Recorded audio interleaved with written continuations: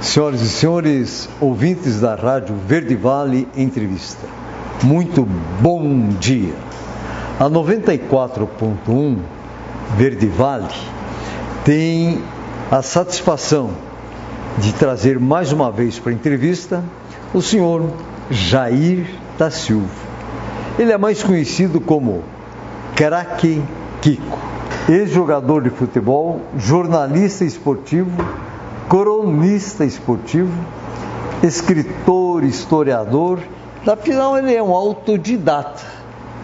Também podemos dizer que ele é um fotógrafo, porque não perde nenhum lance. Todos ele está presente, seja o que for, ele está lá marcando a sua presença. E ele vai falar exatamente sobre esse novo time. Ele completou o 11º livro e já tem mais 3 na reserva no banco. Então teremos mais conversa sobre isso. Meu caro escritor Kiko, bom dia e seja muito bem-vindo à Verde Vale Entrevista. É um prazer entrevistá-lo mais uma vez. Professor Aloysio, bom dia, o prazer é todo meu. Bom dia, amigos ouvintes. Estamos aí para falarmos aí um pouco de futebol, um pouco de literatura. Você quer que eu limite o teu tempo ou você vai me desobedecer? Vamos lá então. Bacana, Kiko. Eu sei que você é um cara bem centrado, né? Só brinquei porque o Kiko parecia aqueles brinquedos da corda antigamente, né? Você dá a corda, vai, sobe, vai longe. Legal. Meu caro Kiko, a intenção não era elogiar nem rasgação de seda. Nós sabemos das tuas habilidades, essa questão de ser autodidata. Você até é fotógrafo, Você tem dado coberturas excelentes, tirando lances que chamam a atenção. E, diante de tudo isso, você realmente vira um escritor, com a finalidade de valorizar as pessoas do passado e registrar o presente para que sirva como um grande legado da parte esportiva, em especial o futebol. Por que em especial? Porque nós estamos no lugar que era o Estádio Municipal de Porto União. Hoje é a Universidade do Contestado. E você correu muito nesse campo, você suou, você mostrou que era possível fazer um futebol sem segundas intenções. E sabemos que você conhece palmo a palmo desse campo de futebol onde nós estamos. Isso te emociona retornar e naquele campo de tantas alegrias, de tantas disputas, hoje nós trouxemos você na biblioteca, porque você tem tudo a ver em relação com a escrita e deixar os registros aqui na biblioteca da UNC. Está feliz? Muito feliz. Enquanto você falava, professor, minha mente voou. Passou um filme? Passou um filme na década de 50 e 60. E menino de tudo ainda, peleei muito aqui nesse estádio, né?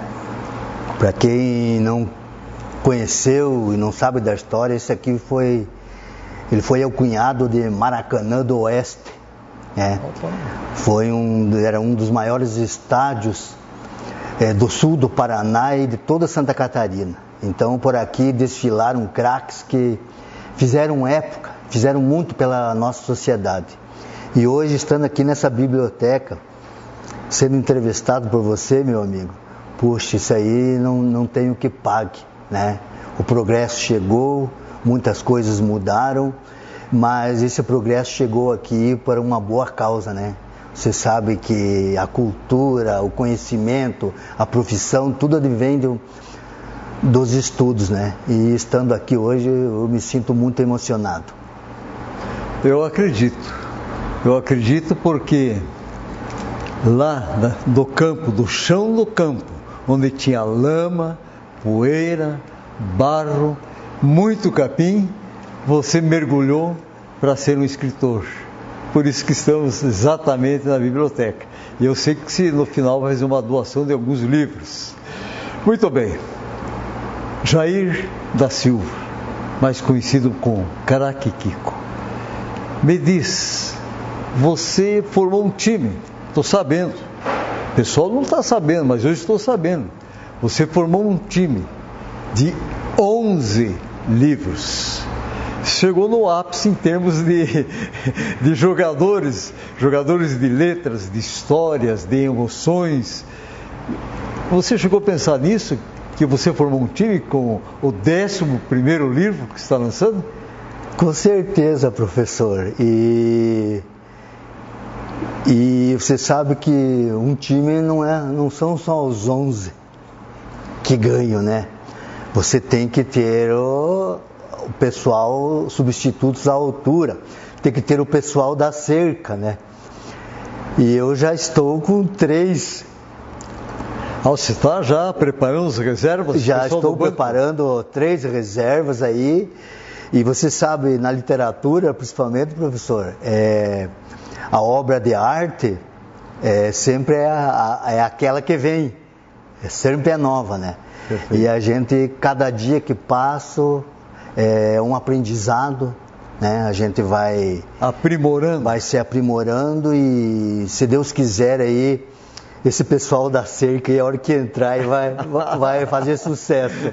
Olha só que beleza. Diz que o pessoal da cerca, um dos nomes é Tostão, outro é Garrincha e daí um tal de Pelé. Confere? Meu Deus, Pelé.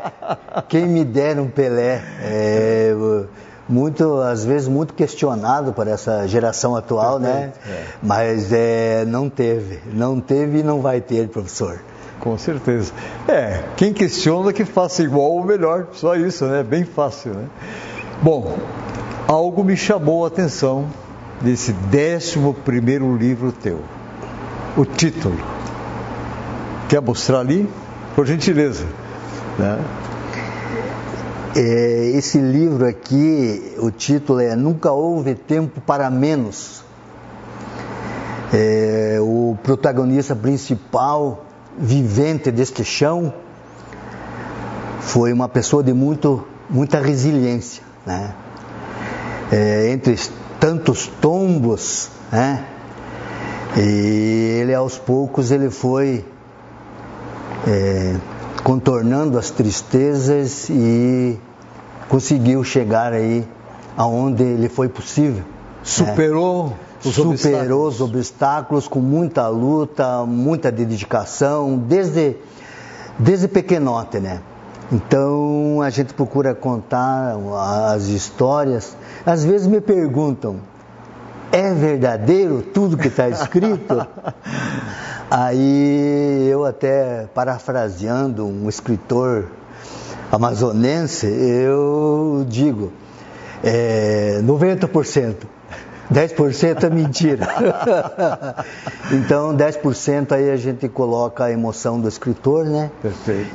Mas quem tiver interesse em ler aí, eu procurei aprender uma forma da narrativa onde eu uso às vezes a primeira pessoa, às vezes a terceira.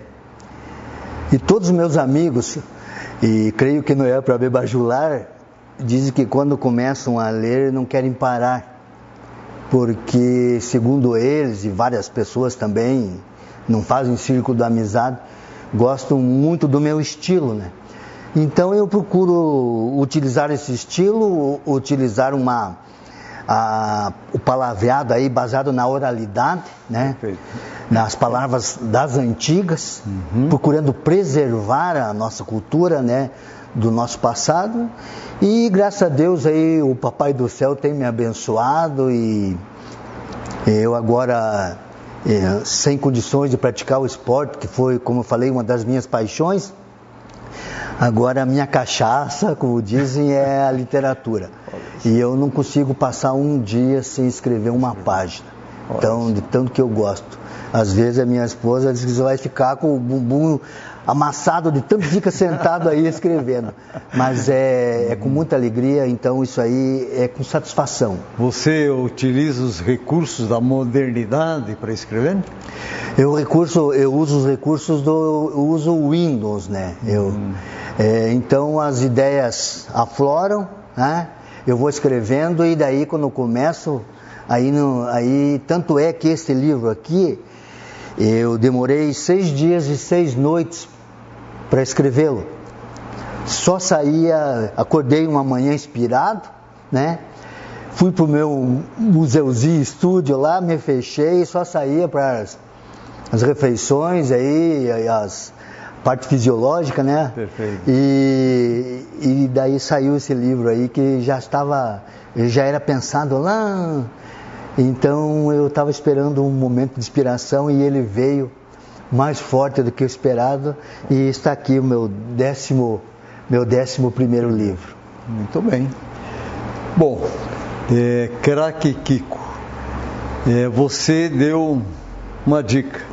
Você sabe de um fato real, de uma história, né, da oralidade que vem de avô, tataravô, bisavô, avô, pai, e você colheu essas histórias, só que você colocou em cada história a cereja do bolo. Seria isso? Seria isso. Eu vejo assim, depois que eu parti para a literatura, quando você faz um trabalho de pesquisa em jornais, revistas, né? É bem diferente do que quando você conversa com os protagonistas, né? Porque essas pessoas, quando você começa a conversar, eles colocam emoção. E eu, graças a Deus, eu tenho podido catar essas emoções e jogar no livro, colocar no livro, sabe? Então é mais fácil de você colocar uma emoção. Perfeito. Então, num livro de pesquisa do futebol, você coloca toda a história, mas não é tão emocionante quanto você escrever um romance memorialista, sabe? Então, Essa energia positiva eu recolho e consigo colocar no papel, né?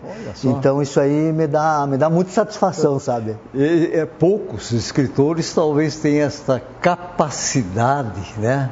Ou este privilégio de realmente transformar numa história saborosa, emocionante, de respeito. Então, você tem feito milagre, então. Mas viu, professor? Você não tem aquela cartola e uma varitinha que sai coelho, tudo é coisa de dentro? Não tenho, professor. E os meus amigos da bola, aí, eu fui apelidado de escritor da periferia. Tá? Porque muitos deles eles conhecem a minha trajetória e sabem que eu nasci aí na tríplice fronteira, né? Entre a Linha Velha, o Triângulo e o bairro Subaco da Cobra. Ali era Boca era quente. Então é interessante, porque muitos com certeza ouviram falar a primeira vez nesse triângulo aí. Dá uma repetida. Eu vi aí do Triângulo Ferroviário, aí fazia fundos aí com a antiga Linha Velha e com o Beco Subaco da Cobra. Então esses 3 fundos eles se uniam e eu me criei naquela redondeza.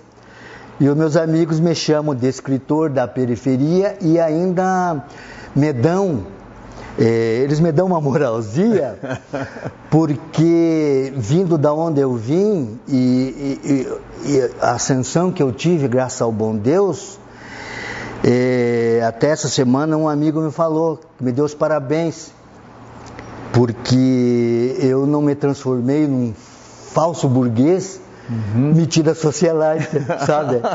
Então, isso aí, você não pode fugir das origens, né, professor? Sim, e eu me sinto muito honrado, né? Você traz as suas origens, se valorizando e valorizando todas aquelas pessoas que, por muitas vezes, a própria sociedade empurrava para a periferia.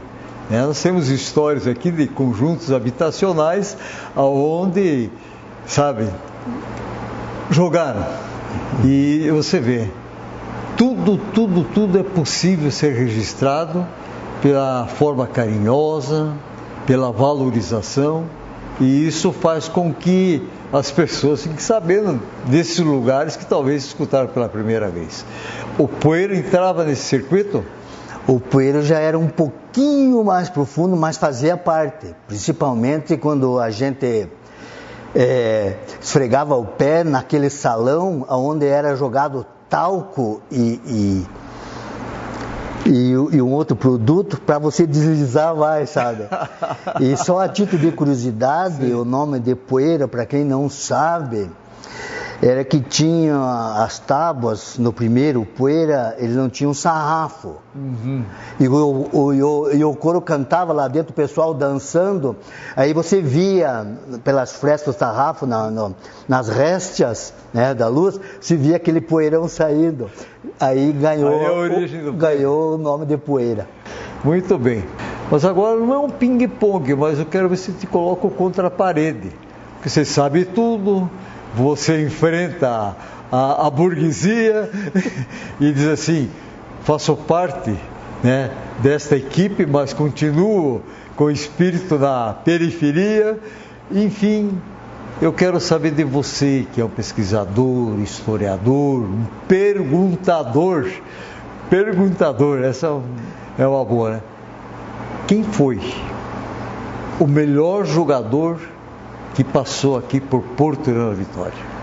Puta, você me colocou a saia justa mesmo. Meu prazer é deixar você sem resposta, entende? Mas você não vai ficar sem resposta dessa aí. Mas não pode mentir, tá bom? Não, eu tive uma época no futebol amador aqui, que o nosso futebol era muito forte. E craques aí desfilaram aí aos montes, sabe? E eu, como eu gosto de rede estufada, né? Os cordéis balançando, eu vou citar dois jogadores. Tivemos muitos. Tivemos o João Antônio Farias Júnior, Farias, popular Seco. Farias, como é que chamavam? Chamava de Farias, chamava de Seco, apelido. Seco, isso é. Jogava muito. Quem não viu, está ouvindo falar agora aí. Às vezes se encontra ele, cabecinha branca aí na cidade. Sim. Esse dia nós nos encontramos e ficamos embaixo de um poste e já passava do meio-dia falando de futebol. Ele jogava muito, fez muitos gols. Avaí, né? No Avaí, jogou no Ferroviário, jogou no Avaí, jogou no União. Ele parecia uma minhoca, né? E ele saía o selecionado da liga aqui, o primeiro que era o Farias, jogava muito. Olha só. Eu fiz uma entrevista com o Farias.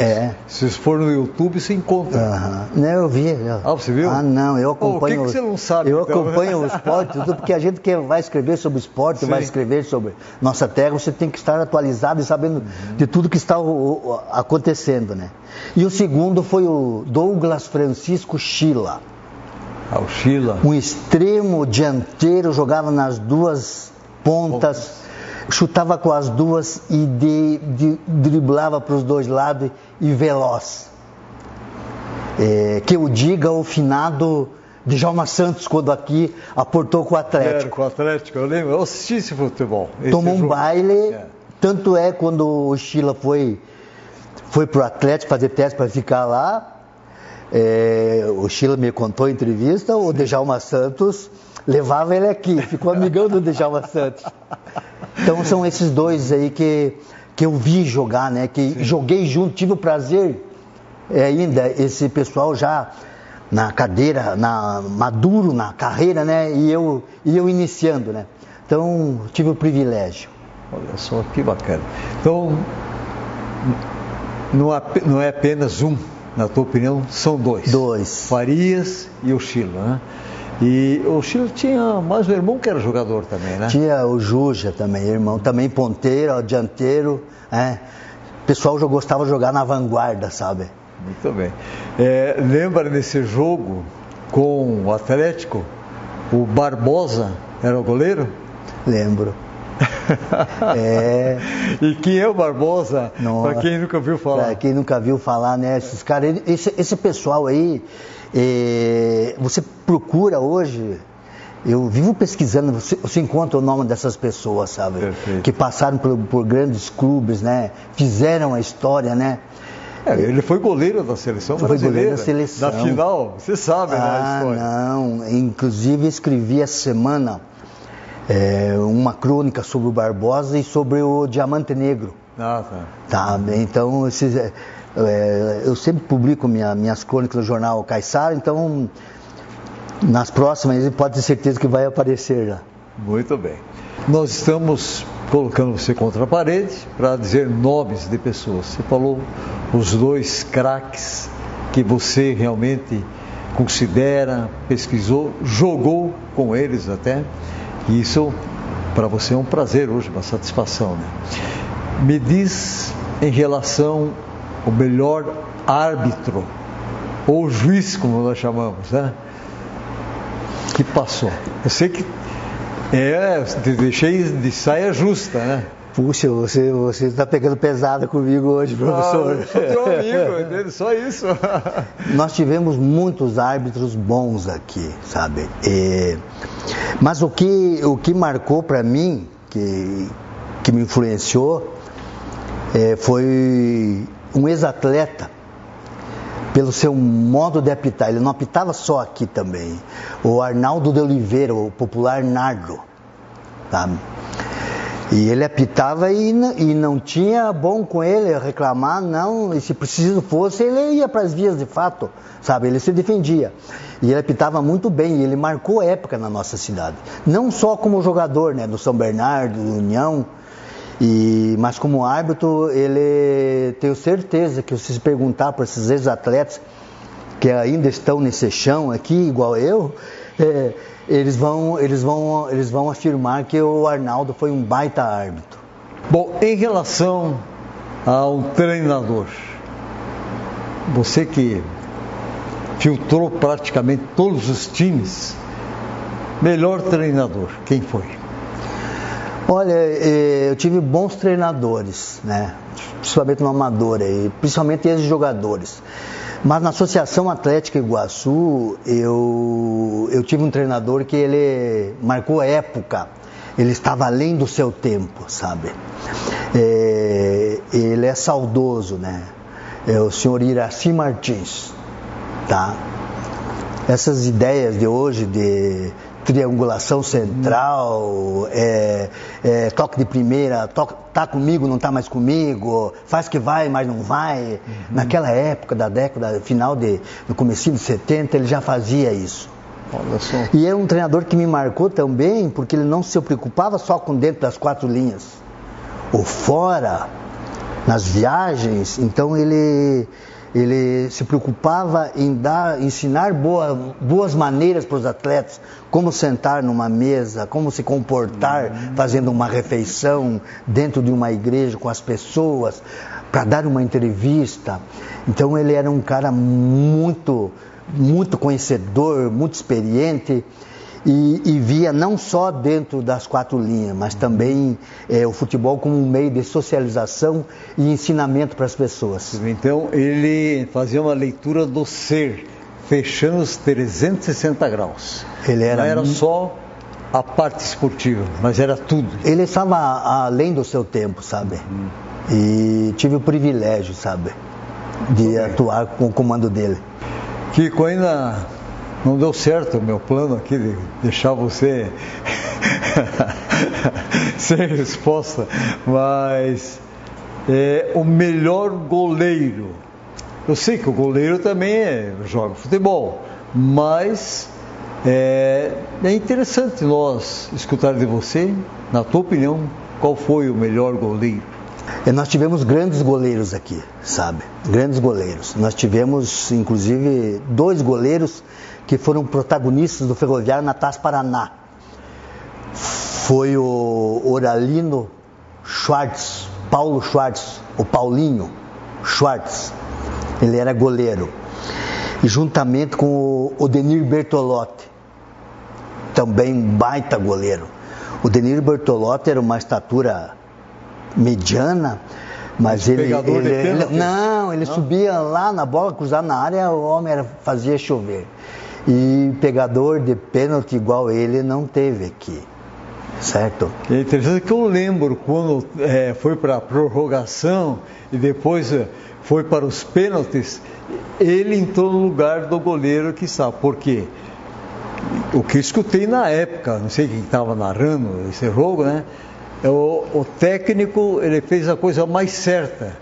Colocou o maior pegador de pênaltis da nossa cidade, que era o Bertolotti. Não foi o técnico. Não foi o técnico. Quem que foi? Opa, então... Foi a revelia do técnico, essa substituição. Ah, é? É. Opa, então já descobrimos algo bem Foi a revelia. E eles combinaram. O Bertolotti era considerado titular. Quando o Ferroviário foi estrear na Taça Paraná, o treinador não foi. Não pôde ir. Ele estava enfermo. Aí ele escreveu no papelzinho o time, que o substituto dele devia mandar a campo. Foi lá em Irati, chegou lá, o cara com o papelzinho chegou lá, em vez de colocar o Bertolotti que estava na escalação, sacou o Bertolotti e colocou o Paulo. O Bertolotti se queimou e não foi mais no Ferroviário. E daí saiu do time. E daí o Ferroviário ia decidir aqui uma vaga para outra fase contra o time de Curitiba, da Liga de Curitiba. E tinha empatado lá, sabe, o jogo. E vieram para cá. O Paulinho foi atrás do Bertolotti, eles eram muito amigos, pediu para ele voltar. O Bertolotti voltou. Aceitou, voltou, mas combinaram. O Paulinho, embaixo dos 3 paus, ele não voava, ele não sujava a farda. Ele se posicionava bem. Combinaram, se for para os pênaltis, eu vou sair, você vai entrar. Opa. E o treinador não queria nem ver o Bertolotti. Imagino. O Ferroviário empatou no tempo normal, empataram na prorrogação quando tinham combinado. Faltava 1 minuto, o Paulo pegou a bola. Ele estava no gol da caixa d'água, ele deu um balão lá para o meio do mato, direção à Estrada de Ferro. E caiu, e pediu substituição. E entrou o Bertolotti.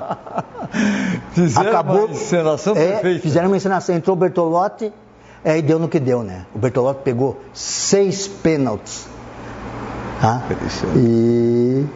Então, tem toda a razão de falar que ele... É o goleiro, né? O goleiro. Bacana. Muito bem.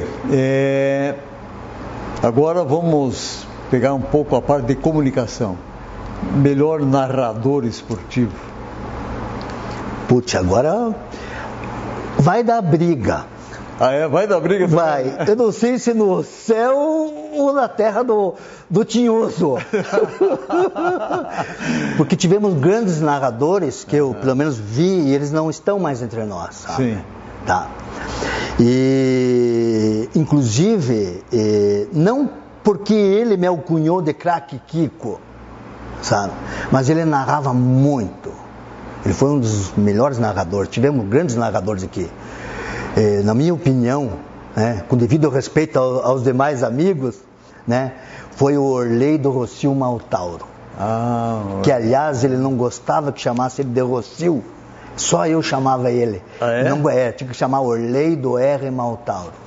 Foi um baita narrador no meu entendimento, sabe? Com quem travei grandes discussões futebolísticas, trocamos muita ideia, divergências, daquele papo de amigo que produtivo, sabe? Muito meu amigo e que Deus o tenha, né? Muito bem. Kiko, se tem uma injustiça no futebol local. Eu não digo injustiça dentro das 4 linhas. Dentro das 4 linhas, eu peguei só um pouquinho dele, da carreira dele, enfim, mas se procurar a história e falar com as pessoas ele jogava muito. Nas minhas pesquisas, o cara jogava muito. E ele, no meu entender, ele não foi reconhecido quando encerrou a carreira. Nós tivemos aqui o maior back que eu digo, que eu vi do Paraná e Santa Catarina, Ivo Ercílio Wolff. Opa! E eu até hoje, pelo menos eu desconheça até hoje, que alguém tenha feito uma homenagem, mesmo que póstuma, né? O nome de uma rua, um logradouro. E eu procurei, mais ou menos, eu tenho quase todo mundo, as pessoas que foram homenageadas, e eu não vi o nome. Não encontrou? Eu não encontrei, sabe? Então, eu acho que se não tiver, né, seria uma justa homenagem a se fazer, mesmo que póstuma. Porque eu sou partidário da seguinte coisa, professor. Você tem que homenagear as pessoas em vida. Perfeito. Em vida. Tem que homenagear as pessoas em vida. Então... quando se fala em Ivo Wolff, automaticamente vem na nossa cabeça uma grande intelectual, uma pessoa que zela pela história, pela cultura, e foi esposa do seu Ivo, a professora Terezinha Leoni Wolff. A dona Terezinha, né? Eu sei que você é muito amigo dela, também te admira bastante o teu trabalho. Quisemos dar um abraço para a dona Terezinha, como uma homenagem ao nosso saudoso Ivo. Por gentileza. Beijo no coração, dona Terezinha, muito obrigado pela deferência de sempre, né? E sou seu fã, sempre fui, e admiro seu trabalho aí pela cultura de nossas cidades. Um beijo no teu coração. Muito bem, meu caro Kiko, nós estouramos no tempo. As minhas orelhas serão puxadas, mas em um minuto, como é que está o futebol local hoje? Futebol local hoje, as coisas mudaram bastante, né? O futebol de campo em si. Nós temos bastantes esportes, há uma diversificação, né? Mas esse ano nós estamos assim, com privilégio, sabe? Porque eu vejo o seguinte, os nossos administradores, eles não estão vendo o esporte como despesa, estão vendo como investimento. Sabe? É diferente, né? É diferente, e a gente percebe que nas duas, no Departamento de Esporte de Porto União e na Secretaria de Esporte de União da Vitória, tem duas pessoas competentíssimas, tá? Estão promovendo tudo que é tipo de esporte, sabe? Estão divulgando e dando, principalmente para a petizada, sabe?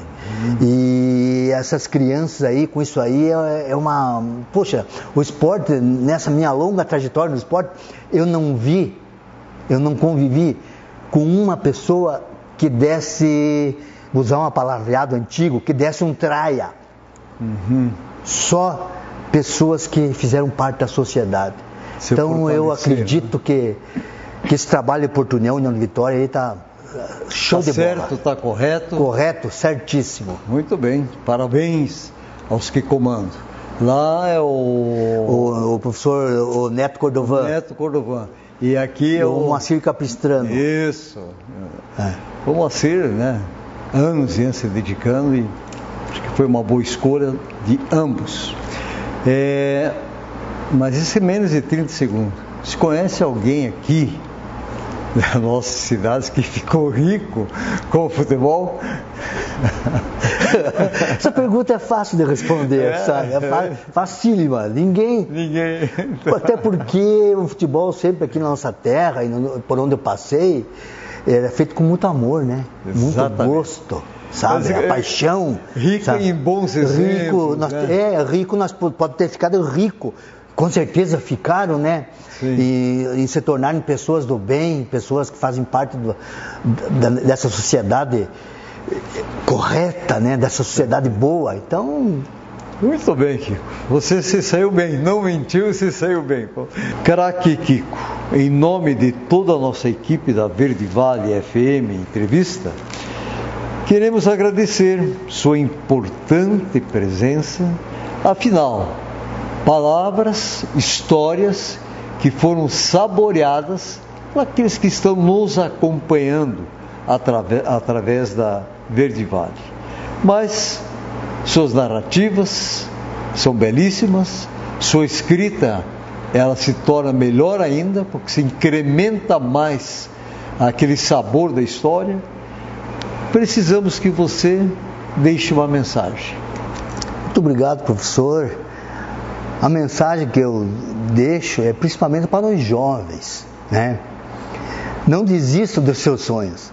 Não desista. Eu sonhei com tanta coisa quando era pequeno e ainda sem condições, e fui atrás. E fui galgando um degrauzinho aqui, outro ali, mas não desisti nunca. Até hoje eu falava para minha esposa, puxa, tudo que eu fiz, tudo que consegui, eu dei o meu melhor. Dê o seu melhor, pode ter certeza. Se você não conseguir chegar lá onde você quer, mas você vai ter a consciência tranquila. Você deu o que você podia. E pode ter certeza, você vai colocar a tua cabecinha no travesseiro e vai ter um sono de um justo.